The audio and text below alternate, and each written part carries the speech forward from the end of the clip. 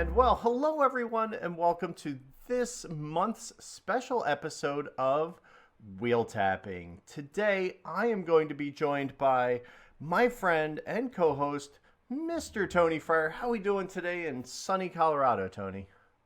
It is sunny indeed, and that makes me very fine. It should. Now, I'm East Coast, you're Middle Coast.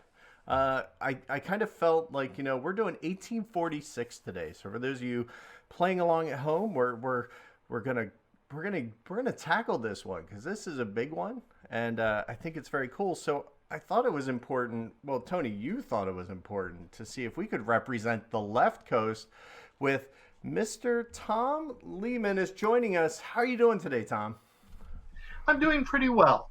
Pretty well. It is sunny out in California here. I'm in the Bay Area near San Francisco. Excellent. And I just did my once a week shopping trip today, so I actually got out of my car. Yes. So if you're listening to this out of time, we are recording this at the end of April, so we are still just got extended for our lockdown, and Tom was telling us about lockdown. He's been locked down since February, so he's old hat at this. Yeah, I understand. I had the grocery trip today, and I'm like, I haven't done this in 2 weeks. Like, this is, yeah. I find I have to do it at least every 7 to 10 days to keep fresh milk and vegetables and fruit. Absolutely. So we're kind of making our way through all this, but we're still managing to get some train games in. So Tom, are you getting any gaming in during this time? Are you finding ways to make it happen? Well, I'm mostly I do role playing, and so every Sunday I'm doing role playing, and we've explored a whole bunch of technology. Our GM has worked overtime, and she's done a wonderful job on Roll20 of having scenarios with Excellent. different maps for different scales and hundreds of monsters to move around and still making it work. And that's just an incredible amount of effort. And so I've been doing that on Sundays. And then once or twice a week, I have some friends that I get online to play Tishu with. Okay. The card game Tishu. Mm-hmm. It's a climbing game. And so those have been the main things as breaks, but I still have a backlog of production stuff for publishers that I'm working on, stuff that I can work on with artists. And so I really haven't had the time to go investigate either 18 board or tabletop simulator and play 18 sets games online.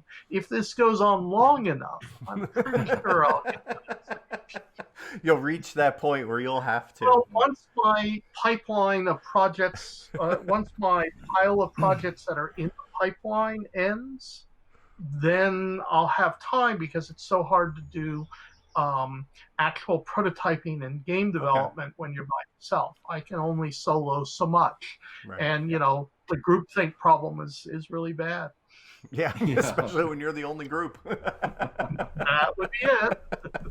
I like it. Well, you know what? If we can get Tony to play online games, enjoy them, look forward to them, I'm pretty sure we can help you through the process. If you ever want to come on and you want a good teacher, Tony's great at it. Yeah, my friend Eric Brocious in Massachusetts has been exploring this as well. He normally only played face-to-face, and now he's exploring the online world of 18xx and asking some questions to me about, do we think we could possibly get this prototype game online or not, and things like that. So right. I'm certainly aware of some of what's going on. Shout out to Eric. He is probably... Look, if you weren't sitting in the seat talking about 1846, he would most certainly be right there, right? Because that man has more games played than any person, I think, on the planet at this point. I think he has passed Joe Huber. Nice. For a while, Joe Huber was in front of Eric on 46. Wow. For quite a long while. I mean, Joe Rochon and Joe Huber and Eric and Michael Suck all have played, I think over 100 games of 46. Well, I'm That's feeling more like than I my play. 6 plays are not going to hold up. So speaking of I plays, had a game at the Gathering of uh-huh. Friends. I guess 3 years ago, where it was Joe Huber and Urine of Splatter Games, Mm-hmm. Yep. and one other player. I think it might have been Michael Suck. It might have been someone else. And myself playing 1846. This was right as the GMT version was about to go to press, and I was reminding myself, how did it play? And I managed to win quite handily, and I felt a lot better because I hadn't played it in over a decade. Wow. Attaboy. Attaboy. And they had both played it. I think Urine was still only at maybe 30 or 40 plays at that point.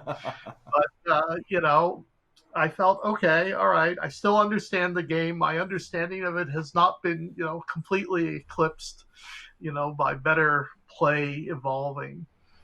Awesome. So where did well, let me go back. Before we go all the way back in the Wayback Machine, since you brought it up, what was it like? Because, GMT up to that point hadn't really done any 18XX, and they chose 46 to kind of be the first one out of the gate to kind of, if you ask me, set the standard for what they were going to produce their games at that level. Did it come out like you expected? What was that process like? Um, it was a pretty good process, and here I have to give another shout out to Eric Brogus because he's the one who really proselytized it to Andy Lewis in GMT and convinced him that, GMT should think about doing one of these games. And he played 46 with Andy, and then the two of them, basically came to me and said, let's do it. Nice. So, I think Gary Brogus really deserves a lot of credit for getting GMT interested, and Andy Lewis has been the cheerleader within GMT for the 18XX games. Excellent. Well, thank you. Rah, rah, rah. We love it. Love it. I think it's great. I love it when, a game that I did a long time ago, I think 2003 was when the Deep Thought version came out. And I think I designed 46 back in either 98 or 99. So, it's a pleasure for me to see a game that's much older come back and be there. In terms of the actual production process, there was a lot of adjusting to GMT's way of doing things. Okay. Their rule style, their house rule style, is very different than what the style that John Templin had done for 1846, where he basically took my files and added a little bit to them and did them. And the GMT house style does not involve sidebars. I was told cannot have sidebars. You have to follow this particular thing. They gave me their copy of the rules of Grand Prix and said, you will follow this standard. Now, one of my careers has been as a technical writer, so I'm used to the notion that there are house styles. And so I was happy to do that, but it meant that we had to rewrite the rules. Sure. And Mark Simonich was my production person at GMT. He himself is a noted wargamer, war game designer, as well as doing graphics. He's done graphics for war games, set the standard in many ways for a lot of modern war game graphics over the last 40 years. And he was great to work with. And in general, I felt that the process went pretty well. I'm pretty happy with things. The rules are maybe not quite as good as they could have been because there was rewriting and editing and rewriting, and a couple things slid through the cracks. And I have a marked up copy with, this is what we'll do if the second edition reprint happens. But overall, I'm very happy with what they did. It's pretty amazing. I mean, it came out of the gate, and it has that that big board game feel that I like the big chunky chits. I mean, part of me storing them is a pain, but I kind of like the big tiles at the same time. I mean, there was the issue that 1846 had already been published by Deep Thought Games as a. I'm not sure what the right term for that style of publishing is now. They're sort of custom made kits. And so one of GMT's concerns for the very first game was how, what do we do physically to make their production stand out? And that's part of why you have those big chunky chips and everything else. And I noticed that, like in 1862, which is the second of the GMT games, that they've gone to a smaller tile size. So I have no idea what 1833's tile size and production qualities will be.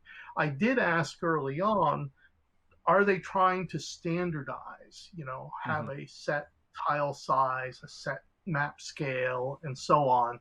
And what I was told was, no, we're going to approach each one individually and do whatever we think is best for that game. And I don't know, as they've done more, whether they're starting to think, hey, maybe we should standardize or not. But that was the thinking at that point. Well, I mean, if by doing that allows them to scale the board size, right? Like they have one board that they can shrink or expand and then just reset the die cutter and then change it easy enough for them. Cool. Yeah. Interesting. What kind of, Tony, I know you love your questions when it comes to having our designers on. What kind of stuff do you have for Tom? Well, I'm definitely interested in what caused Tom to design an 18xx game, Tom. And kind of along with that question were the European, the German style games first or second?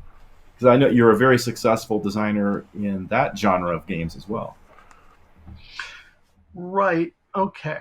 So I don't tend to think of them as separate genres. Sorry, I do. They're all just games, They're all games. But I started out as a publisher as well as a designer because I founded a company in the early 90s called Prism Games.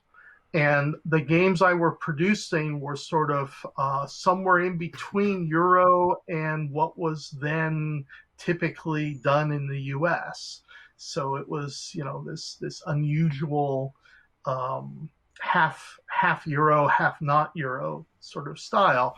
And I think that I've mostly kept to that as I've gone on. I mean, Race for the Galaxy is one of the games I'm well known for. Ray's Arcana that came out last year. Then I've also worked on the Pandemic expansions with Matt Leacock, the designer of Pandemic. And so, those games have involved co-ops that, Pandemic sort of helped launch the whole co-op genre, if we're going to start dividing it up. And, so is it a Euro game? Probably. But, on the other hand, the Euros are copying the co-ops, right? Sure. So it's all a mixture. So anyways, I had my own company and we were doing okay until Magic came out in 95. Oh. And, the cash flow, suddenly no one wanted to reorder our things. We had gotten to the point of being cash flow positive with our titles. But then suddenly none of the stores wanted to reorder them. And that essentially put us out of business. And so then I was, trying to figure out what to do, with the company, what to do myself. And that led me to go through several years before I became a freelance designer. Now, the 18XX stuff was one of the last games that Prism Games, my company, and Tim Jim Games, the partner company, one of the last games that we did was 2038, which was 18XX in space. I mean, that was the brief for it. And that was a co-design between Jim Havati and myself. And then Jim left the gaming industry. He was the designer of Outpost. And so I ended up taking it, doing the development on it, and taking it to publication. So that was my first 18XX game. And that was 95, I think. And in 95, you had 1830, right? And you had 1829, the precursor, and you just had the German one, 1835, come out, right? And I think Francis had just put out 1853, the India one. Okay. And that was more or less it at the time. It's right before David Hecht and Lenny Ogler and all these other people start doing 18XXs. So there was only 4 or 5 on the market in 95 when we did 2038. That's awesome. I really enjoyed. I've played 2038 a few times, and it, you know, the randomized setup and things I know gets under a lot of people's skin, and trust me, I don't think I've ever had it work out at all with me. But you know what? I don't win a regular 18xx game, so a random startup isn't going to change my outcome very much anyway. But I kind of enjoy it because it's fun, you know, going and trying to figure out the best routes and then flipping things. It's kind of, you know, I like that little bit of discovery in the game. So right. I mean, that's the thing. 18xx purists, some of them feel like the randomization makes it non an 18xx game. Some of them really like the tracks, and there are no tracks in space, so you don't have the tile set. But the thing that, because we were altering, Jim and I were altering the operation side of things so much in order to deal with the fact there is no track.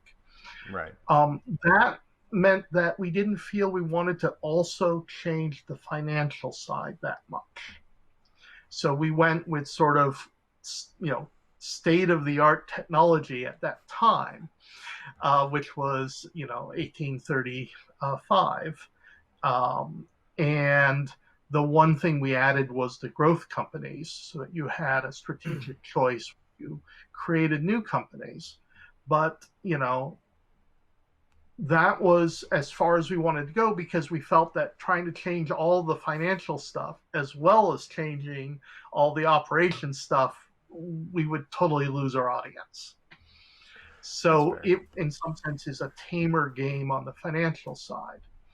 After 2038 came out, and when there were, you know, Chris Lawson was starting to do 18xx games, you had the first David Hecht designs, and also 1841 had come out. Then myself and 2 friends sat and we tried to really think through the entire financial system of 18xx, and that led to, you know, the linear stock track with multiple jumps, issuing shares for capitalization. All of that came out of that discussion, and I started looking for a nice setting to explore those ideas. And I had found a really, really good book on railroading in the US that talked a lot about the regional railroading in New England and how many of the early developments in New England railroading affected railroading throughout the US. And that book got me excited about doing what became 1834, or is now retitled as 1833 NE New England. And that was sort of the big game, because it had mergers and it had regional railroading and it had interconnections and all this stuff. I mean, it's definitely aimed at your intermediate to advanced 18xx player. You said Tony's favorite word with merging. He loves that. Right. We'll get to something about that, but Okay. So I had done this and developed it over several years, and it became clear to me that it was too big of a jump for a lot of players. Mm-hmm. That, you know, the regional thing is really strong in 1833. Plus, it had the capitalization, the interconnection, the takeover merger stuff. And so I wanted to then simplify it. And out of that was born 1846. And that was also influenced by the same book on railroading. I think I credit the book in the 1846 rules, which talked about the race to the Midwest. That was a whole nother section in the book. And so that was my second setting for the simplified version of the financial system. So 34, or as you mentioned, it's now called 33NE, is kind of the father of 46. It is. So it's kind of like we're getting a prequel. Well, it was more that my thought was that we would do both 46 and 34. I just got sidetracked into a bunch of other projects and never quite finished. Gotcha. 34. And then it lay dormant because, well, once I became a full-time freelancer, I have to pay the rent. And the 18xx games, certainly at the dawn of our new century, were not going to do that. Hopefully that landscape has changed a little bit now. But it has changed a little bit. And that's part of why. And I've also been successful enough in other games that I can devote, a certain fraction of my time each year to sort of labor of love games. Right. Games that may not pay off in a big way financially, but it's all right. Yeah. Well, back in January of 2017, I was at Chattanooga and I got to play 1834, and really enjoyed it. We played the takeover game, and there's a few, we love games for what they give us around the table, the camaraderie with the people and stuff like that. And one of my favorite of all time 18xx and gaming events was in 1834. We were playing it, and I said things were not going well, and I said to myself, "Oh man, I'm gonna have to buy a $1,000 train out of pocket." And John Tamplin looked at me and said, "Tony, it could be worse. It could be me that has to buy a $1,000 train out of pocket." It's just like, and we all just died laughing, and it was one of those moments. So I have been looking forward, Tom, since January of 2017 to be able to play 34 or 33NE again. So I'm anxiously awaiting the GMT production. Great. That's great to hear. I mean, I think the hobby has matured. There's been a lot more complex games. I mean, 1817 is not a simple game. Right. I think that, we've seen such a wonderful explosion of titles, a lot of different designers bringing different things to the table, that now 1833 can find an audience, whereas maybe in 1998 it would have struggled to find an audience. Right. And so I'm very happy that GMT will be doing that. We don't have any committed production schedule yet, but it's over 700 on the P500, so I'm pretty sure it's going to get done. It's coming. Yeah, that's right. I'm definitely in for one, that's for sure. So, actually, I'm usually in for two, because what happens is I forget I did it right when it launches, and then I go and do it again, and then I get another receipt. I'm like, wait a second, I think I did this twice. So, takers. Well, you're just buying presents for other people. Yeah, there you go. That's right.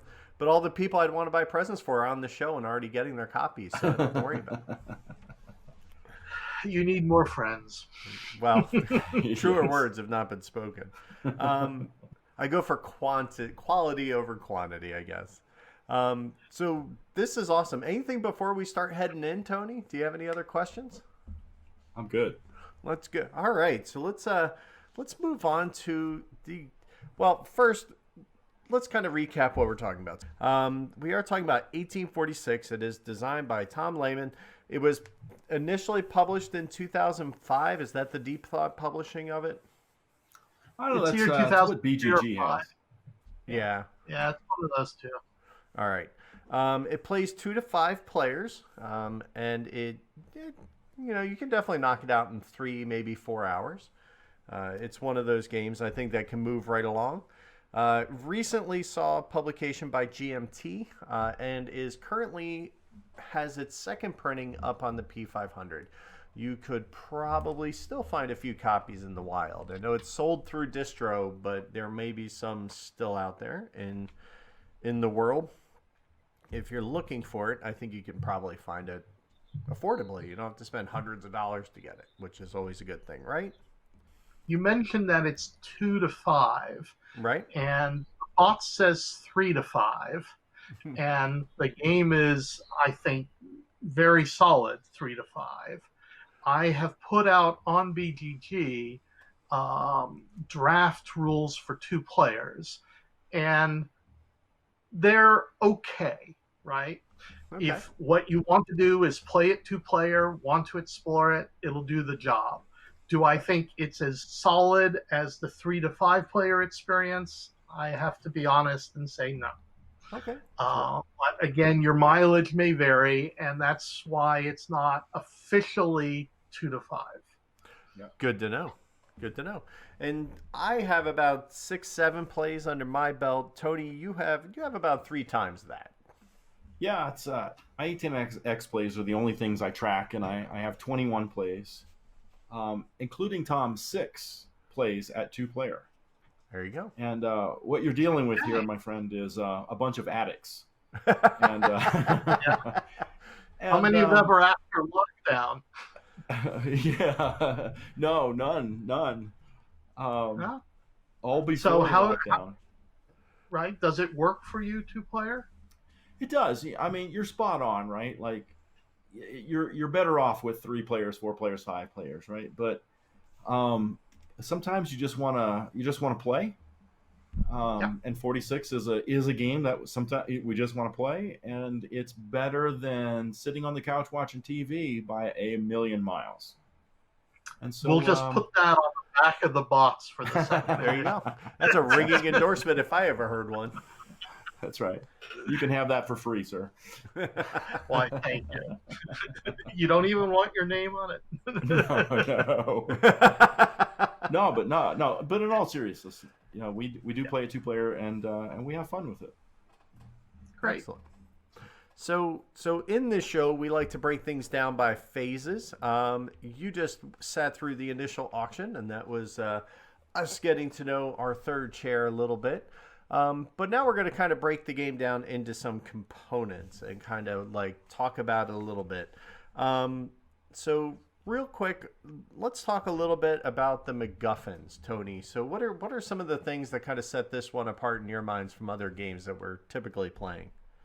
Yeah, and I see the yellow phase there with stock market and everything, so I think that's very appropriate because, obviously this is a game of partial capitalization where the presidency will get that company running, and then that company must earn its revenue through either running its trains or through the subscription of people buying shares. Excellent. Well, you also have a third way to make some money, which is to issue shares. Yes. Right. So if I start a company with just the president's share, a double share, then I can issue 2 shares, and I have 4 shares worth of capitalization. I have 40% of my capital right at that moment. And that's something that is where I think 1846 is really different than most of the other 18XX games, which is one of the problems I wanted to solve was incentivizing cross investment. normally in an 18xx game, either one where you float the railroad, or like in 1830, or one with partial capitalization, as in many of the more recent games. Um, you generally don't want to invest in other people's companies unless they're sort of one of these smaller share, 5 share things that can't be dumped on you because you only own Right. one share, Right. right? But if we're talking about a full 10 share company, you generally investing in them, if it's partial cap, is just helping that player a lot, right? Because Mm-hmm. you just solved their capitalization problem. Um, and so people tend to be very blinders, they only invest in their own company. And for me, part of the charm of 18xx games has always been the fact that it's sort of this 2 layers of games. You have this operations part, and then you have this investor stock market part. And I want those decisions up here to be just as interesting as the operations stuff. And Sure. early on in a lot of 18xx games, you only invest in your own companies. That's not really a stock market game when that's all you're doing. And so I wanted some mechanism that would allow you to say, well, I'm going to just buy 2 shares of my own because 4 shares of capital is enough to meet my immediate needs. And I'm going to take the money that would have purchased that 3rd and 4th share, and I'm going to go invest it in this other company that I can tell, based on how the private companies went out, is going to pay off really well at the start of the game and maybe not so well down the road.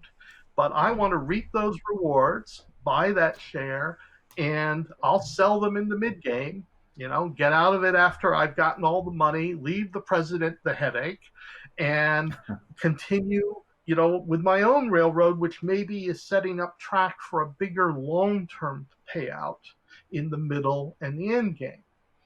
And so when I buy that share of another player's railroad, I'm giving them more capital, but often all I'm doing is saying that they issue fewer shares, right? They might have been trying to do the same sort of thing where they bought a president share and maybe one more share, and they were going to issue 2. Well, I buy a share, now they just issue 1. And I haven't affected their capitalization because they had access to more capital via issuing shares. That's the key idea, to try to encourage people to think, okay, which company is going to make money? How much money do I need, and how do I split that up? And the fact that I can make some of the money I need by issuing shares frees me up to do cross investment.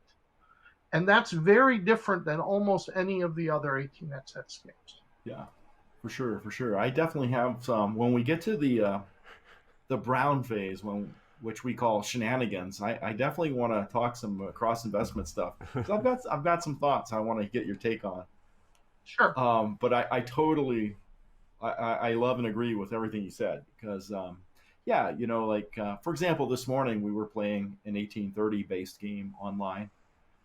Hey, Nick, Jeroen, I love you guys. I'm buying 1, not 2. Yes. Right? Right. That kind of stuff. So, I mean, there's all of these sort of heuristics that, particularly those of us who learned with 1830, who entered the hobby, when 1830 was essentially the game, right? Where you par your first one as low as you can, your first railroad as low as you can. You only buy your own shares. Then you start a second company to rescue the first company, and you par it, as high as you can.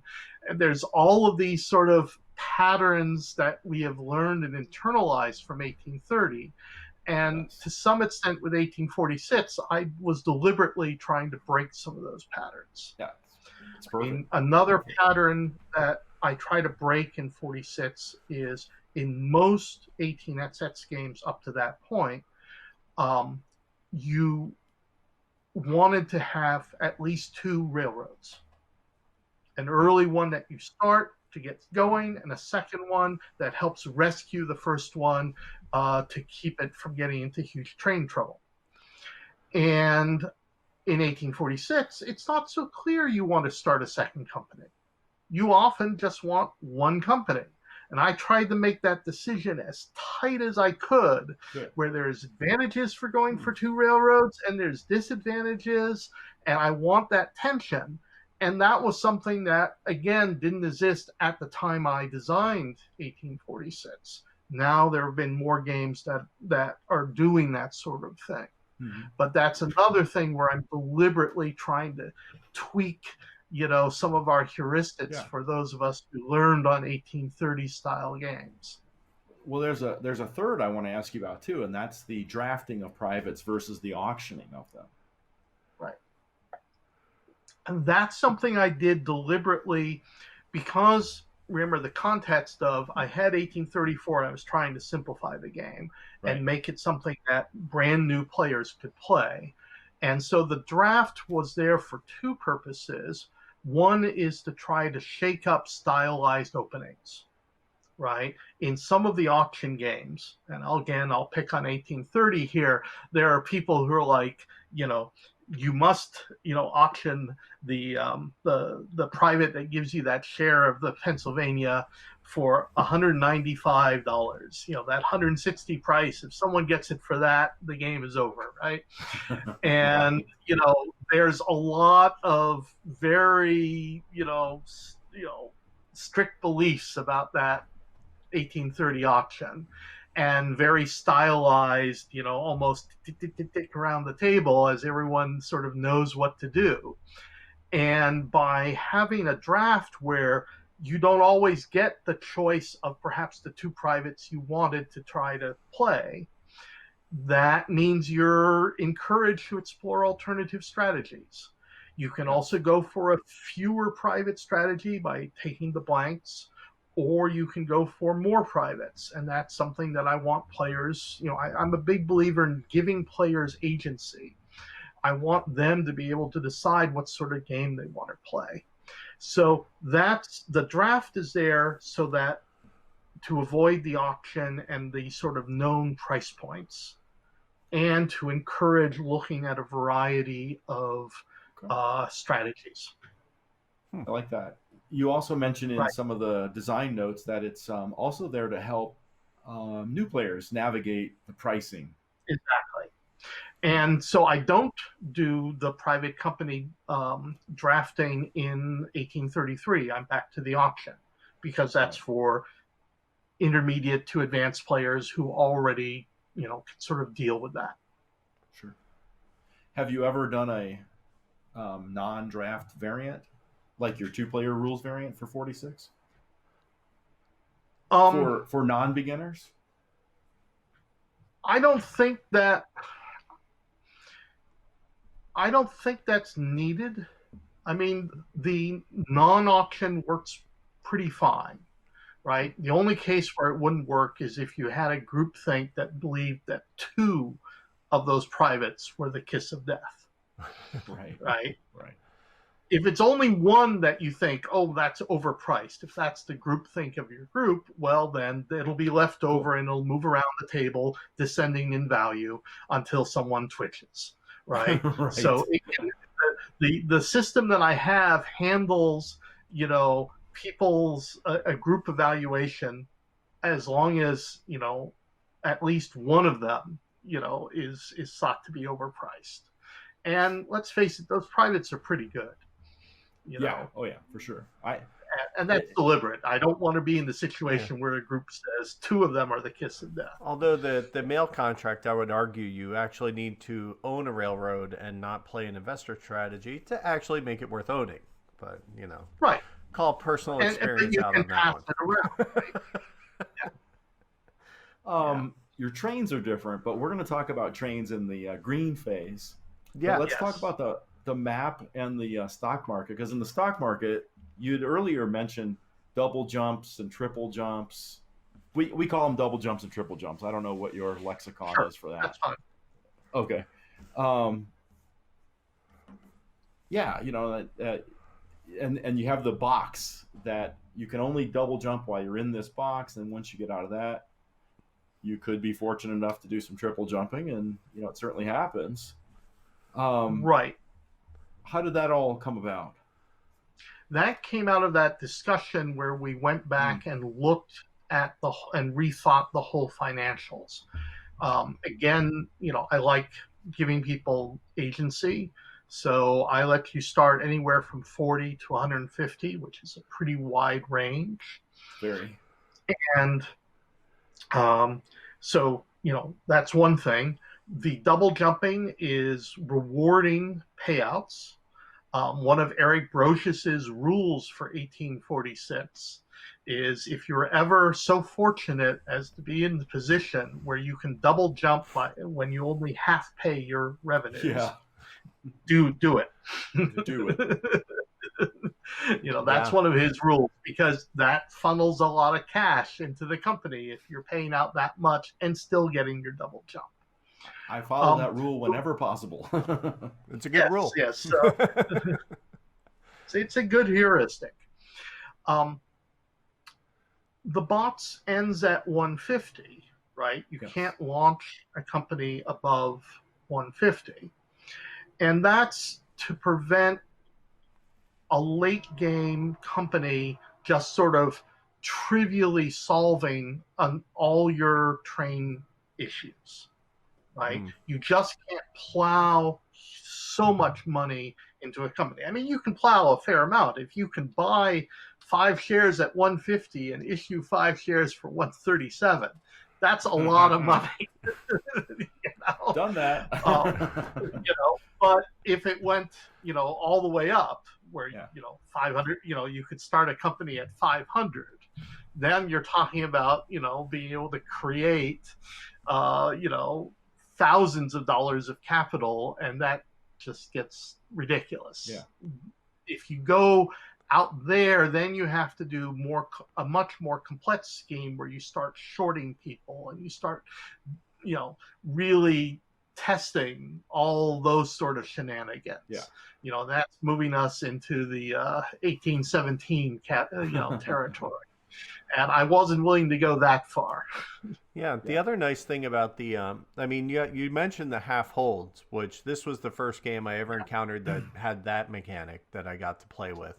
But I also like the fact that it's not super punishing if you do a full hold, because chances are if you do a full hold to buy another train, you're going to just double jump and gain that spot back anyway. So it doesn't feel as punishing when you have to hold to buy something big, right? Right. It also deals with the thing, in some 1830 groups, people play in a very destructive manner towards stock prices. I start my second railroad at 100, and someone buys one share and sells it, and the next player buys one, it just keeps on getting sold all around the table until everyone is knocked that stock price down, n-1, where n is the number of player slots, right? We all know that tactic. We've all seen it. And here in 1846, you have a much milder version of it. I mean, people can ding a stock price by selling a share that the president's unable to buy back into their hand, either because they don't have cash or they've hit the 60% limit. And so then your stock price falls 1. Big deal. You'll double jump your way out of it. Right? The double jumping says that dinging can be done. Very occasionally it matters because you're trying to adjust the running order, right? So I give you a little bit of that financial tweaking, but you could ding a company every stock round and it really wouldn't matter because it'll double jump all the way out in terms of its long-term health. So the double and triple jumping, among other things, solves that sort of everyone is trashing on me sort of issue. Right, because you can run better. You'll get because you're going to be able to run better anyway. It'll reward you for that over a turn or two. Makes sense. I actually like that mechanic quite a bit in the stock market. I'm known to like the financial games and the operational games equally. Yes, you are.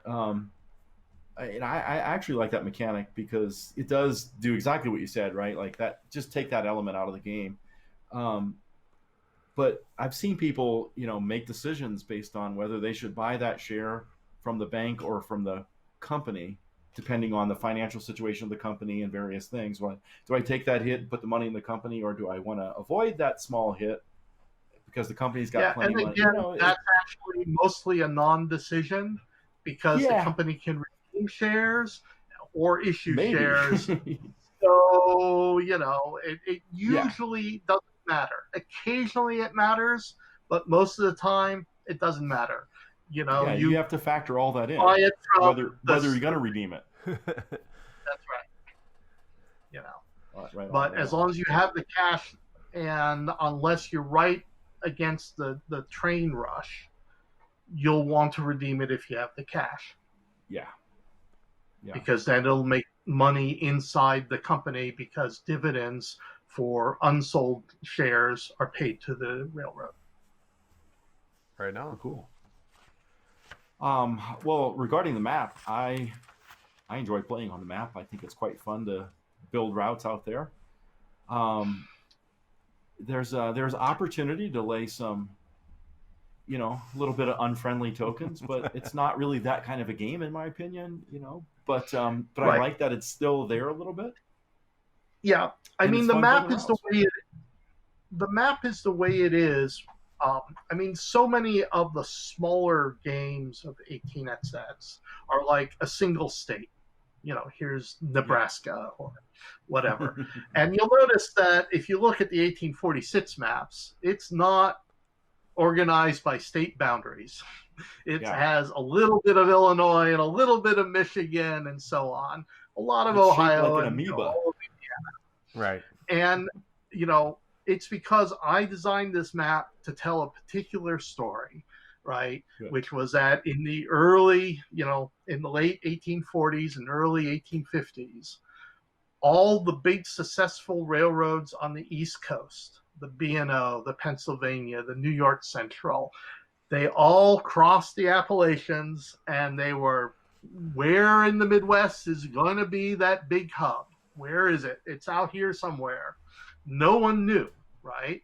There were people who said Toledo would be the big hub, or Indianapolis, because it was where the turnpike, the old road that the settlers came across the Appalachians to, ended.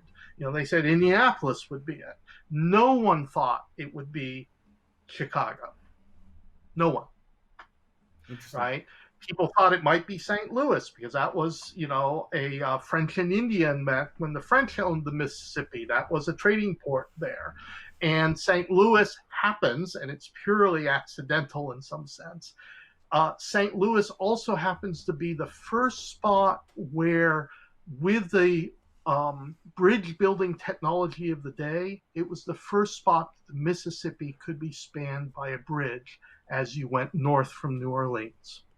Right? It used to be that railroads would come up to the Mississippi at Memphis and New Orleans, and they would offload the cars onto barges that would then go across the Mississippi and get plunked onto the trains, and then on they go. And a bridge would be so much nicer.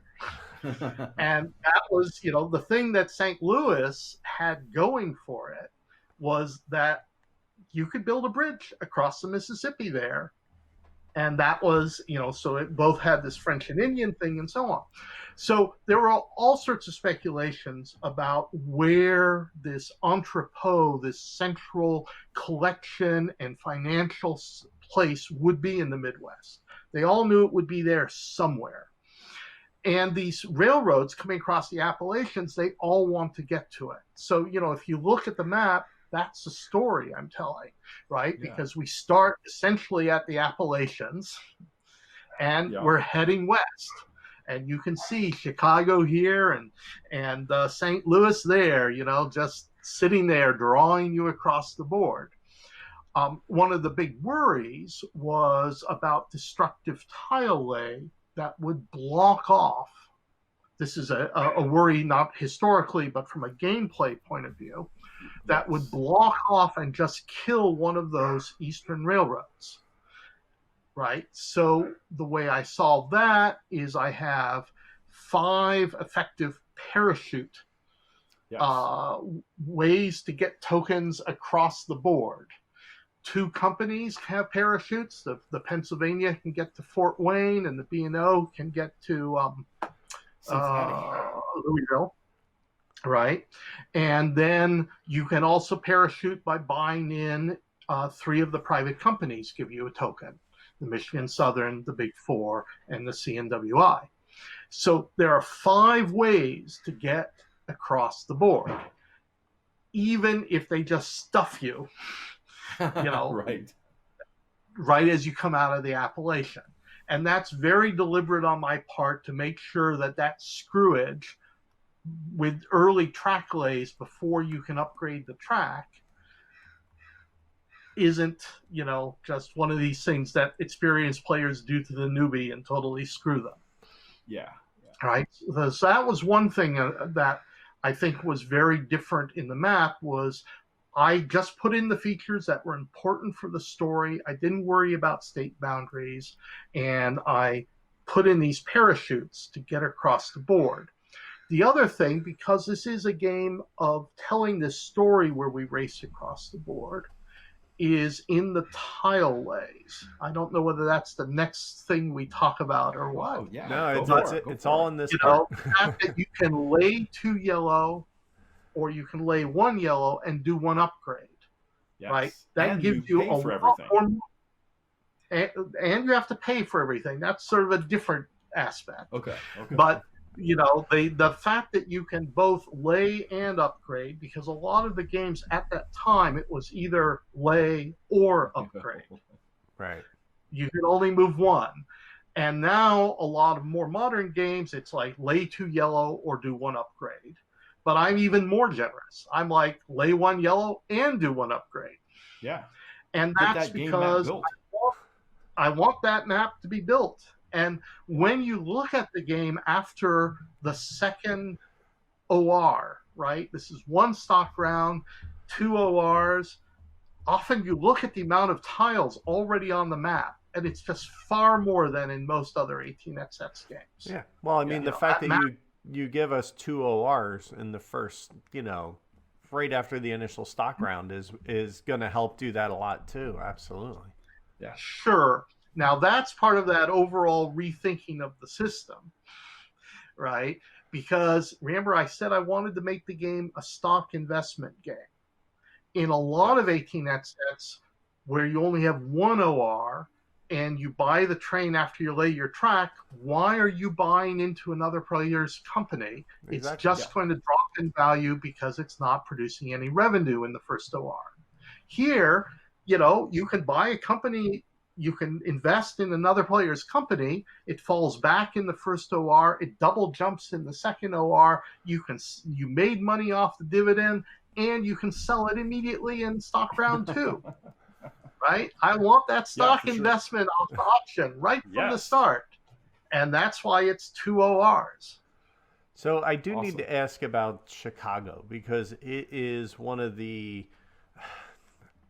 I don't want to say it's annoying, but it's definitely one of the most interesting kind of token tiles that we get, because it's very interesting in that it's all roads lead out to the Chicagoland area, right? Like it's all roads lead. Everybody can get a token. I mean, there's 4 token spots, which is nice, but none of them connect. It's never go through. It just all goes out to Chicagoland. You can thank the Chicago City Fathers for that.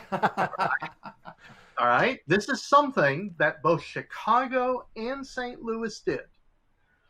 They said no through routes. Anyone who builds to us has to build a depot and has to switch over to another depot of another railroad and out. And the reason for doing it was they were trying to guarantee that everyone would build to them. Interesting. That is historically. They took advantage of their positions, their geographical position, and they realized that this way they could guarantee that all the railroads came to them. No one could bypass them. cities that weren't powerful enough, if they tried that sort of tactic, people would just go around them. Right. But that is historical. Interesting. That is neat. That had to have a huge impact on Chicago's growth too. I mean, you think did. about it. Yeah. But they had to get far enough in their growth that people wouldn't just say, well, screw Chicago, we don't need to go there. Right. Yeah. Right? So it's something that they put in, and they put in fairly early, but it was like about 1855 after people there. The first railroad historically that builds a through route from New York City to Chicago does it by buying up these privates, the Michigan Southern, the Lake Shore Line, and so on, and it's the New York Central. They get the first route there. They do it in 1851. Nice. It's my favorite railroad. It is. Awesome. Tony, any other questions on the map? Thoughts? Or No, let's talk some trains, huh? Let's talk some trains. Absolutely. So bringing up the green phase. So the green phase is when we like to talk about the trains and the train rush. There's some interesting stuff going on in Train Town. Tony, why don't you take lead on the green phase here? Yeah. Well, the obvious one is the trains go to phased out rather than immediately rust. Right? Yeah, in a lot of cases, unless you're a poor sucker watching the train rush happen in front of you, thinking you're going to be able to run again, and then it's still rust because somebody goes another tier beyond it. Yes. I have seen the two trains die, yes. That's right. And so let's see, there's a couple things here. The gentler rusting is an intentional thing on my part to say that, let's see, let's talk about 1856 for a moment. That's the one in Canada. Yeah? Mm-hmm. Mm-hmm. Yep. Something that goes on in that game is as you're approaching the train rush, everyone then will start more companies because they want to essentially loot the companies they have and send those corpses off to the national company. And because, among other things, in that game, the stock market doesn't reward improving your stock price beyond 125. It's fixed increments. In other words, moving one value over is the same $25 amount that the share is worth. So, why do you want a high-priced, share? You want to just get rid of it and get two small-price shares and move them along, each moving 25, and there's no incentive to have a top tier, front running company. Right. So you get a whole lot of companies that get created right around the national point. And because of that and the sudden amount of capital that's put in the game and the train rush and everything, you can be in the spot where you thought you were fine. You thought the trains would last long enough. And before you ever get a chance to react, poof, all your trains are gone. Now, some people like that in the game, right? And that's fine. But I wanted it to be a little bit gentler, that just starting, remember that tension between one company versus two. If everyone starts a second company, or as many second companies as there are in the game, then I didn't want the person who just had one company to suddenly go, shit, all my rolling stock has disappeared. I am dead in the water, right? Because that decision, that groupthink could happen if you had immediate rusting, right? Suddenly that would swing the game towards, let's start a second one and screw, Tony here who's ahead, pound him into the dirt, right? And just take him out of the game. So that's why there's the gentle rust, is to deal with that issue. But then you have the problem of the, what we used to call in 1830 land, the poison four, that last non-tournament train that no one wants to buy, because then it releases the tournaments for other people, or maybe it doesn't release it, but it's $300 and you may never run it because it'll go obsolete before your next run. And, that the Poison 4 problem. Well, and that when you have that last non-tournament and no one wants to buy it, then capital is piling up in the railroads. And if that's the groupthink of the group, then how do you break that groupthink? By saying, if you go through that rush, if so much capital is piled up that you go wham, wham, right through into the grays and you lose your twos, you have an incentive, if you have those twos, to say, I'll buy that last green one, right? I need that extra safety. And so that's that tension I'm trying to get both ways on the train rush. Okay. I think there's another decision you've built into the train deck, and that is the two-sided trains, where some will go a longer distance but not serve as many stops as the other side of the train. Right, and that's because I am trying to tell this story of the Eastern railroads heading west. And so I have these bonuses if you can connect one end to the other, essentially with a single train. So that incentivizes the length, but then you're losing some density and the amount of revenue that you make if you're not running that distance. So I give you that choice. Yes. Awesome.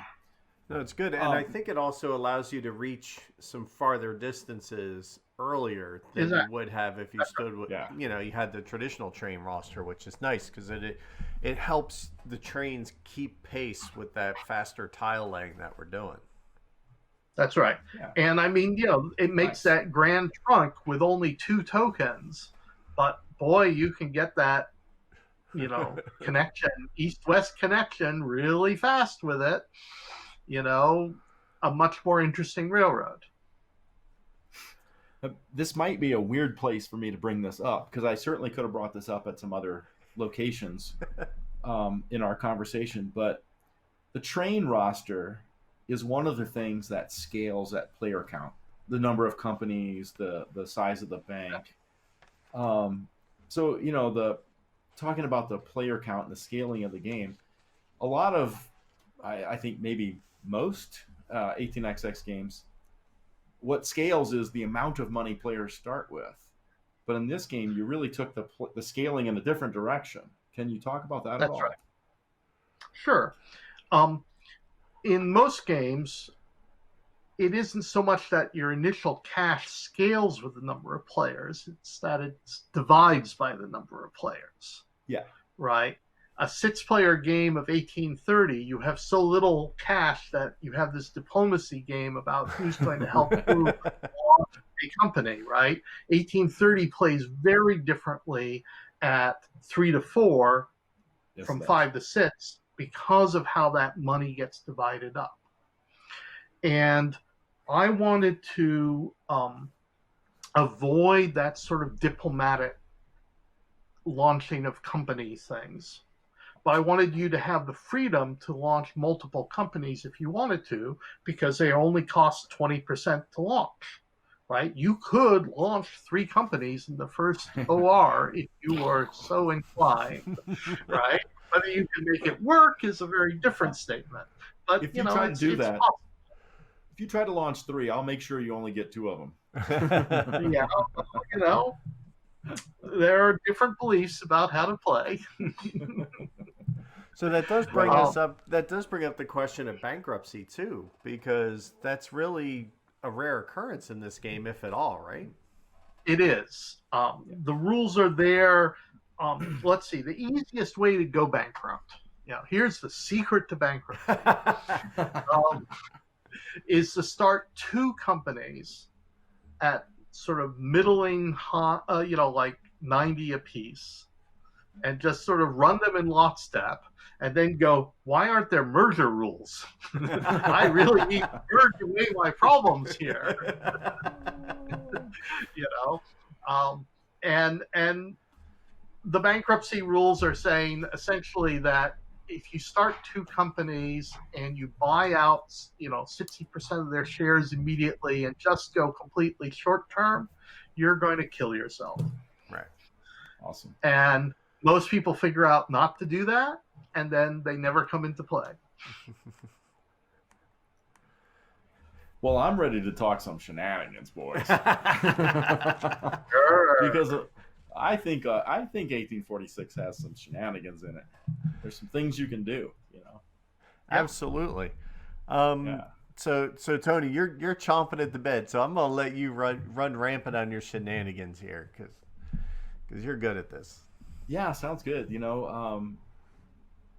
One thing is I alluded to earlier. Let's talk about some cross investing, because I kind of look at it as a two-edged sword in some cases, right? Like maybe I'm just out of my mind here, Tom, but like I think it's a good thing to do and use it with care. And I love that this game has it in there, because where the two-edged sword comes in is I am giving you some early money, but I'd rather give you 90 than 120 later when I want to buy that share. And so in some respects, I think of it as, yes, I'm giving you money now. Hopefully I will get dividends and capital gains, but I'm depriving you of maybe more money later.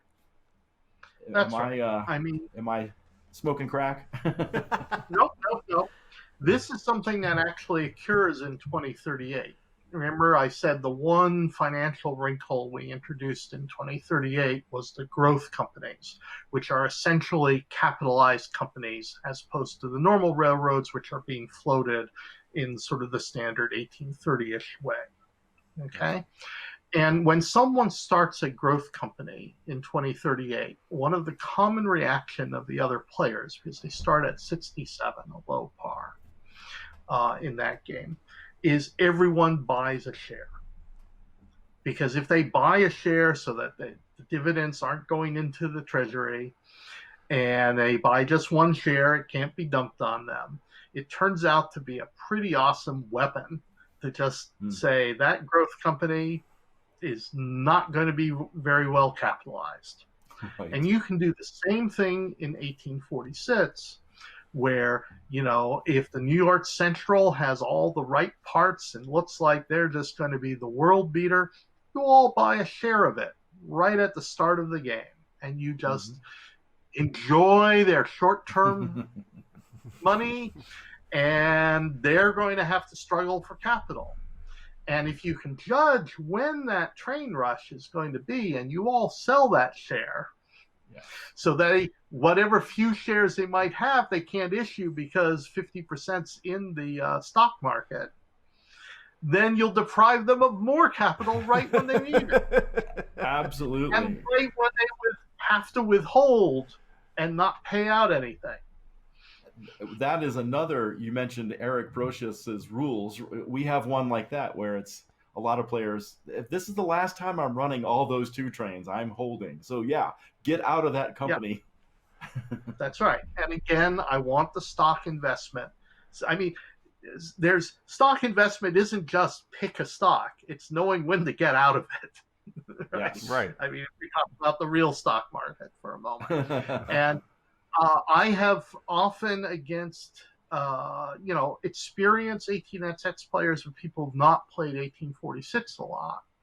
I, will buy a share, rake in money, sell it just at the right time because I'm pretty good at judging that.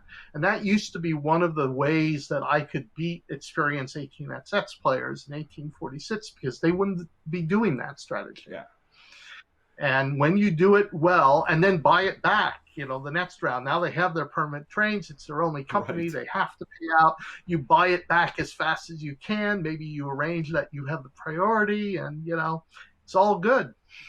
Yeah. Well, on the subject of cross investment, I definitely appreciate that you can do that in this game. Even early on, it's not really a game, maybe I've seen once where a company has been dumped on another player. Do you see that often? It's generally a torpedo to your plans. I think where you'll see that is, say someone has the B&O and the steamboats, which is a lot of money early, but they decide that that they're just going to par it like at 80, not buy that much, trying to set up that big growth, and they'll have a second company. Well, everyone else says B&O and those steamships, that's pretty nice. Yeah. And they all buy into it as well. And someone gets a little greedy and maybe goes for 2 or 3 shares and says, we're going to have a 4-3-1-1 split, say. Yeah. Well, you haven't put that much money into the B&O. You've enjoyed it. Privates are about to go away. You may very well be willing to say, dump it. I have my other railroad. So the dumping will arise typically when someone has 2 companies and is willing to sack their early high-paying one. And someone else got greedy and came in. And the thing about it is when you say that you're willing, when you mentally say, I am willing to dump this nice paying company initially, right, on someone, then you can say it's a win-win. If they don't invest, I will make tons of capital for the company. If they do invest, I'll dump it. Okay. Unless they're super smart about how they do their exiting and the priority deal and all these other things. I mean, there's a lot of pressure that you can place there if you're willing to say, I'm just going to throw that company away. Okay. Right? And a lot of people have a hard time psychologically doing that. Right? That is one advantage to the online play, I have to say, is that I don't get as emotionally attached to my companies as I normally do. You can't fondle the bits. There's something about not having the dinner mat in front of me. Thank you, Pierre, for that one. Not having that in front of me, that just kind of allows me to say, okay, this could go away now. But man, when you're piling chips on that mat, you get attached to that thing, and it's hard to give up sometimes. At least for me. I know Tony has no problem. I'm not attached to anything, baby. So that, the dumping doesn't happen often, but it can be done when, the situation where I think that, yes, I may be dumping a company is where I also go, this company and these privates will make a ton of money right off the gate, right? That makes it attractive. Being the second best company that no one invests in, well, you're not going to get rid of it.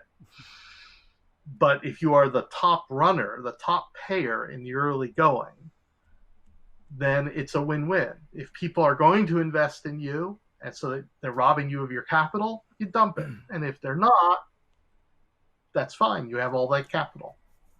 Cool. And that brings me to one of my general heuristics, which is I think far too many people, they can play 1846 in any way they want to, right? It's a very flexible system. But I think, from a strategy point of view, that far too many people rush to 50%. Interesting. Yeah. Interesting. They go, because in these other games, we're so used to, I need to get to 50% to be safe. Yeah. Right. Yeah. Whereas you get to 30 issue 2 shares, you have the same effect with, 2/3 of the capital, output. yes. Right. That's right. I think my next play will be different, Tony. Yeah. A lot of these companies, I think, starting them at, say, 80 and only buying 2 or 3 shares can be very potent. And when you start 2 companies, if you rush to 50% in both of them, that's where those bankruptcy rules can come into play. But at 20, 30%, then the other players have to really think about, do I buy a second share because it might get dumped on me? Or do I just stay at 1? In which case, you're making a ton of capital. Do you think a investor strategy can really play out in 46? Eric Brogius, I believe, has won a couple games as the investor. Now, he has sometimes been a company owner and then dumped the company and was investor for the rest of the game. Right. I'm not sure how many times he's been a straight investor the entire time.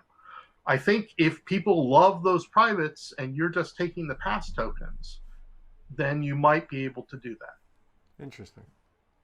I mean, it's kind of boring to sit there and just watch and plan, but at the same time, it's definitely interesting. Right. I mean, the privates are pretty good, and in order to make the money from the privates, you need a railroad. Yes. Right? I would much rather that people were having fun playing the game, both operations and stock investing, and maybe at the point of the train rush when you're probably going to spreadsheet it fairly soon, maybe that's when you become an investor. And then it's not too bad. You probably don't do anything for one pair of ORs, and then you're spreadsheeting the rest of them. Right. And that's not too painful as a player experience, particularly when you win. Tom, I want to ask you about a recent rules change. Yes. Because we saw a player do this actually one time, and I can't remember the circumstances. We actually thought it was a good option for him, but he basically closed the company by issuing shares when he was right, out of and that's train. not the intent. So I had there's been a recent change. That's right. Yeah, I put a piece of errata.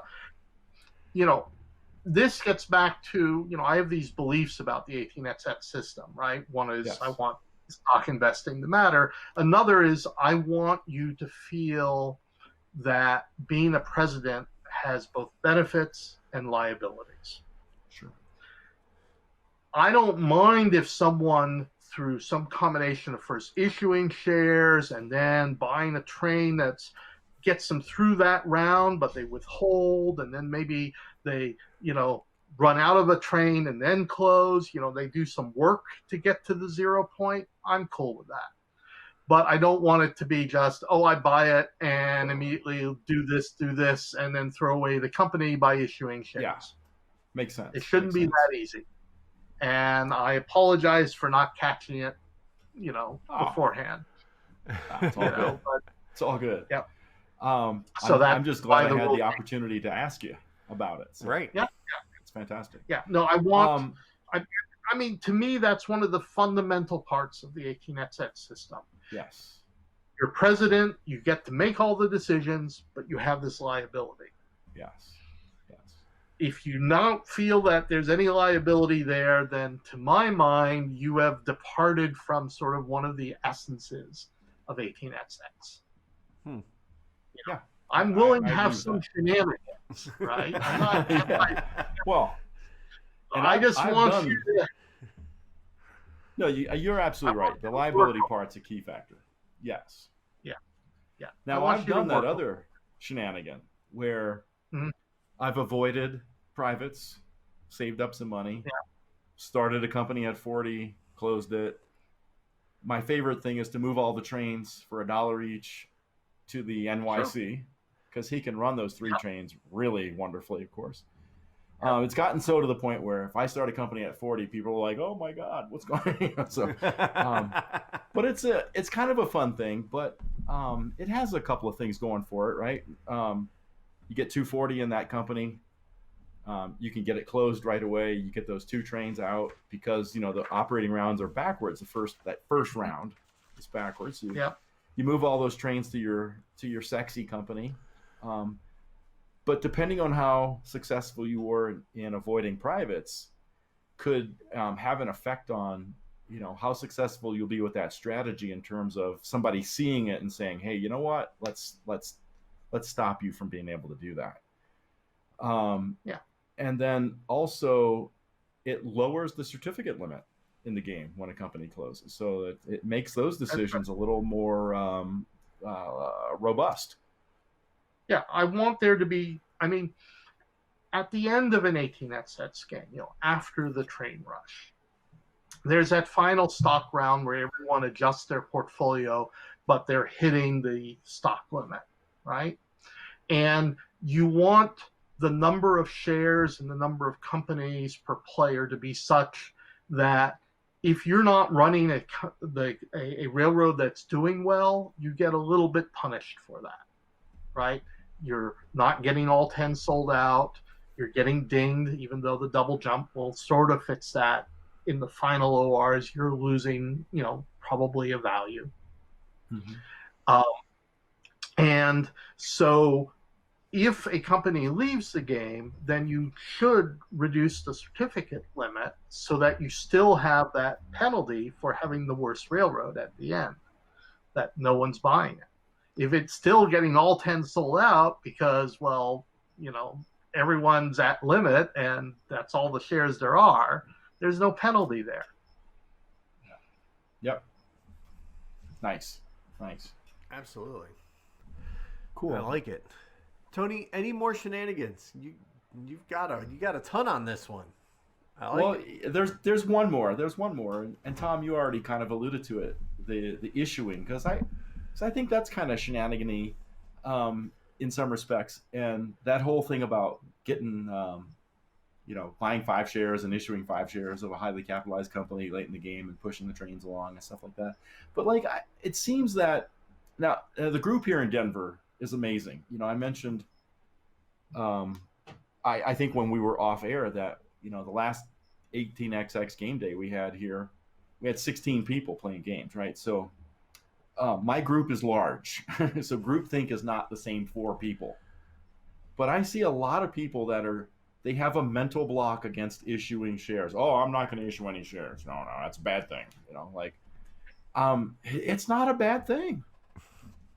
It isn't a bad thing. In fact, it's a way to effectively stretch your capital, right? Yeah. And I think it's pretty essential if you want to run 2 companies and not dump any of them. You need to stretch your capital. But, one of the things I like that I'm very happy about 1846 is that the system is robust to being played in different ways. If you want to just buy my own company, buy 50%, just play my game, you can play the game and have fun, right? There's nothing that prevents it. If you don't ever want to issue shares because you feel like that's a stain on your company honor, that's fine. You don't have to, right? The game will still work in either of those cases. You may not win when you go to play against experienced players at tournaments, but, and that may shake you out of some of your groupthink. But I like the fact that the game can play in a variety of styles. It's why I feel that work we did back in 1996, where we rethought the system. And it took us like 4 or 5 months where we would play an 18xx game, go out to dinner, and then talk for an hour or 2 about something, right? And gradually we worked through a lot of why the system should be this way as opposed to that way. And it's held up, and it allows this very flexible playing style. It accommodates a lot of different playing styles. Awesome. Excellent.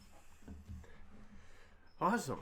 Well, let's that wraps up. I mean, I have a feeling we could be here all night just talking shenanigans. And there would be nothing wrong with that at all. But, I think it's time to move on to the gray phase, which is basically, our feelings about, 46 in general.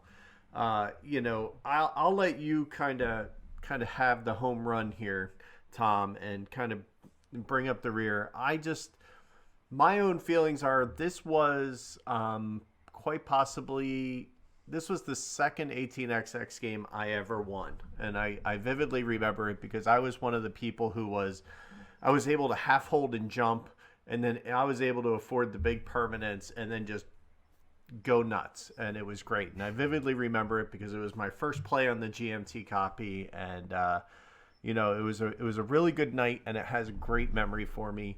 even though my two trains got rusted out from underneath me, I still was able to come back, which was That's great. yeah, it really kind of felt like it was a lot of fun to kind of play this and kind of move things forward. And I like that you have reasons to do exactly what you're doing. You're not just trying to get to a revenue center. You're trying to connect routes, and where you connect that from varies, right? Like if you go up north, like where the Grand Trunk is, it's you don't get as a big of a reward as if you come from Philadelphia or New York City, which I really love. So I love the decision space. I really, really love the pacing. That's one of the things that always I enjoy about this. I feel like you're up and running out of the blocks so quick in this, and they're probably my two big loves of this game. And it's so much fun when you can run that big train and just go coast to coast. And then I feel like this is one of those games where you can always find a route.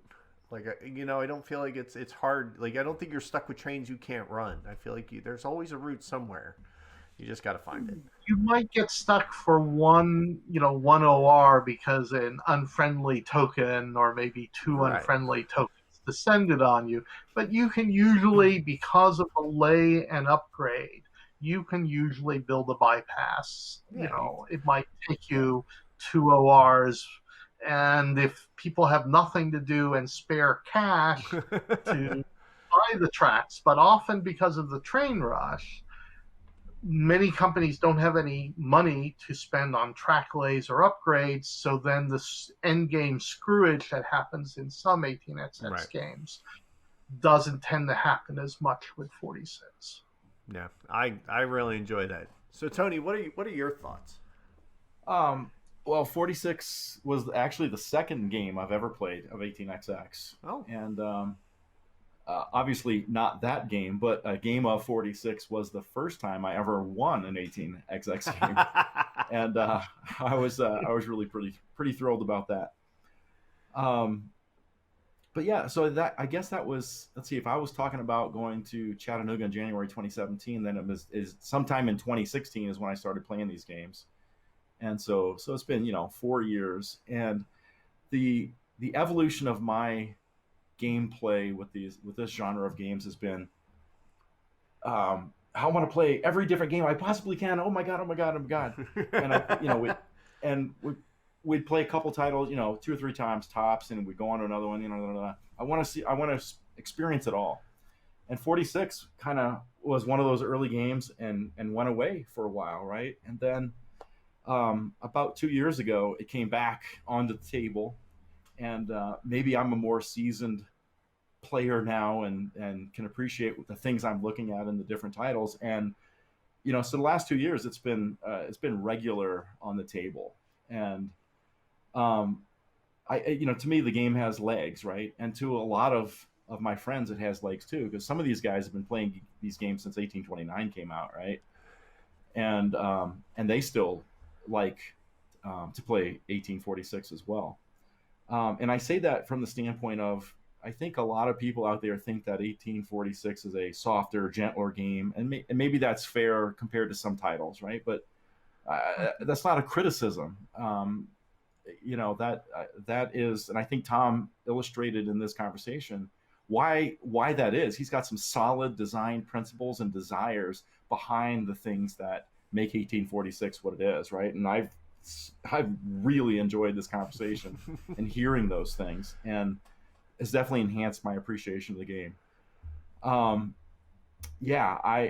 This is definitely one of my favorite games, and Tom, I just want to say thank you. And I apparently, from the things you say, I also need to thank Eric and Andy and the whole cast of characters that you haven't mentioned. But it starts with you, and thank you. Absolutely. Well, it warms my heart that the game is working for you and that you've had good experiences and are continuing to have good experiences with the games. I mean, I sometimes feel like I'm this anomaly among designers in that I really try to make games, not every game, but most of my games, I try to design for them to be worth at least 50 plays. That's sort of one of my goals when I design a game. Now, occasionally, I can, even I can be surprised by the results. I mean, I know people who played Race for the Galaxy 5,000 times, and that's a lot. It's a lot. And and I think from a designer point of view, because I concentrate on player agency, I've mentioned that several times. If you are concentrating on player agency rather than a system that just sort of inexorably moves along, I think you get more replayability.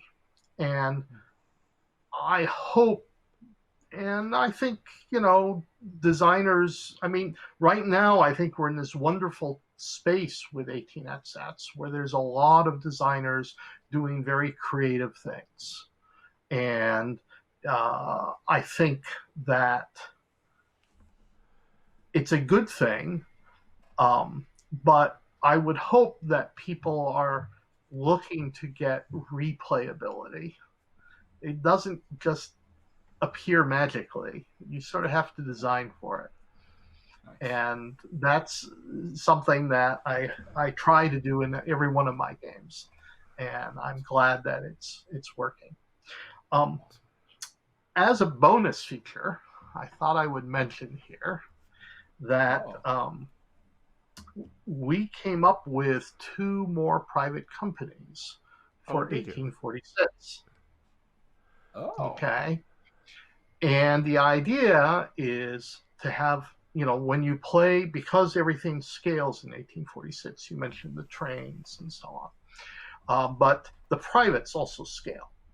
Mm-hmm. And in a 5-player game, all the privates are in play. Well, if you add 2 more privates to the game, but then you remove one, you'll still get that same sense of variety because some things won't be in play that you do currently at 3 and 4 players. So it makes the 5-player game more interesting. And B, it adds variety. If you've been playing with the privates, a lot, playing the game a lot, now you have these new privates. And I don't want to spoil them. The plan is that we're going to give them as a bonus with the GMT 1833 NE.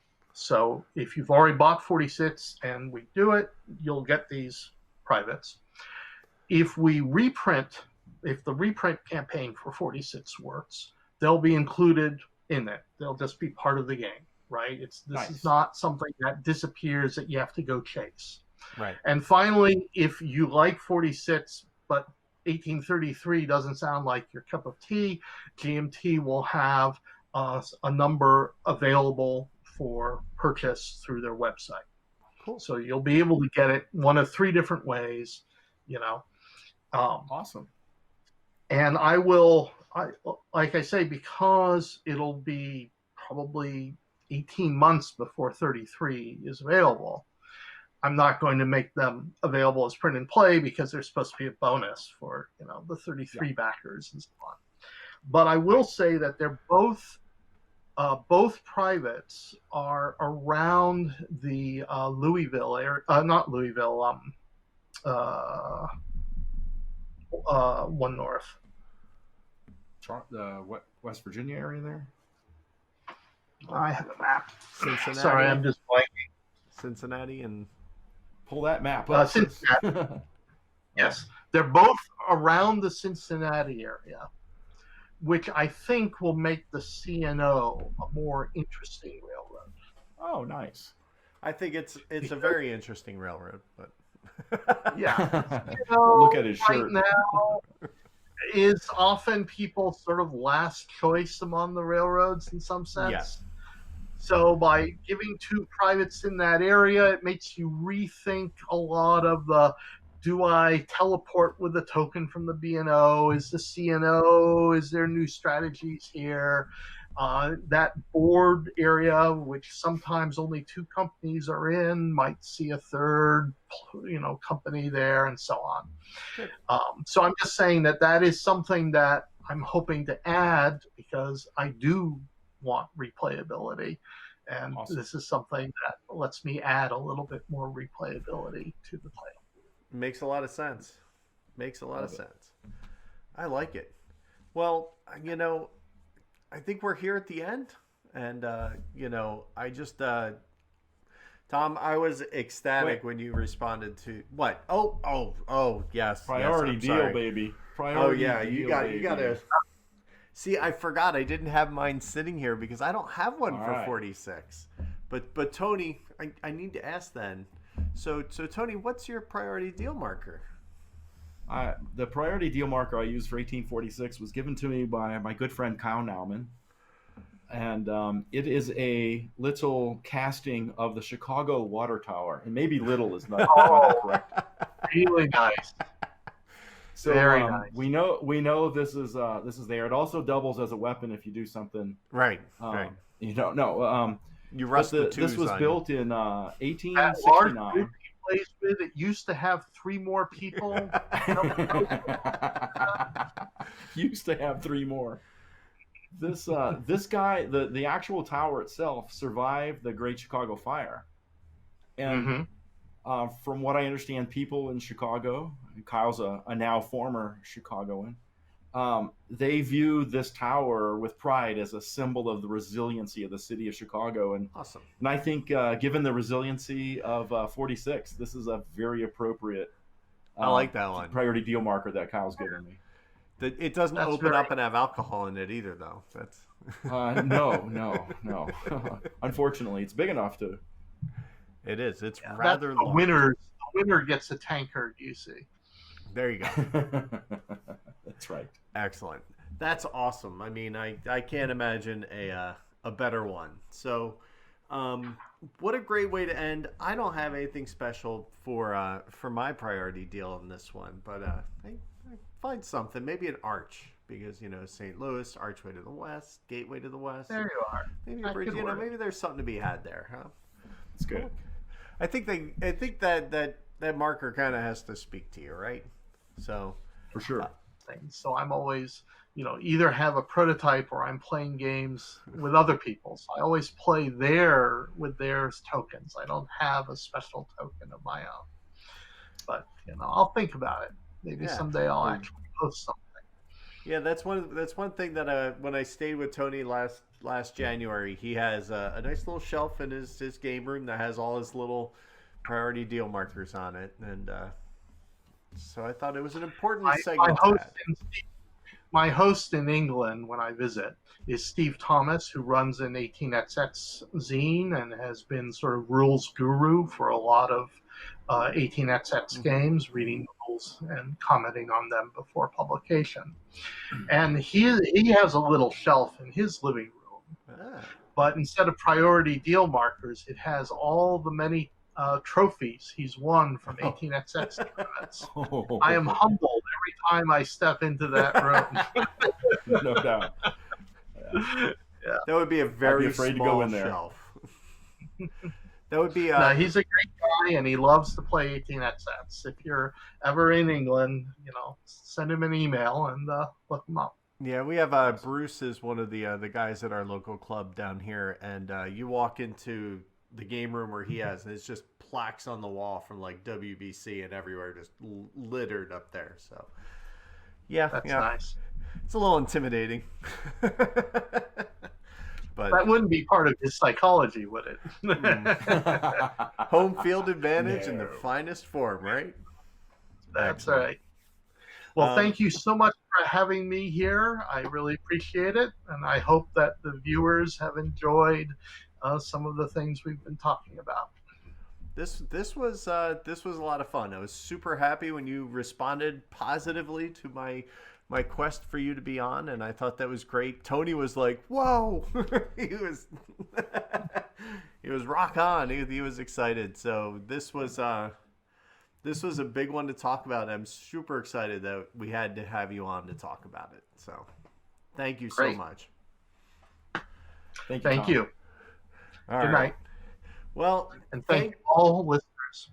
there you go. Thank you out there in listener land. We will see you next time on Wheel Tapping.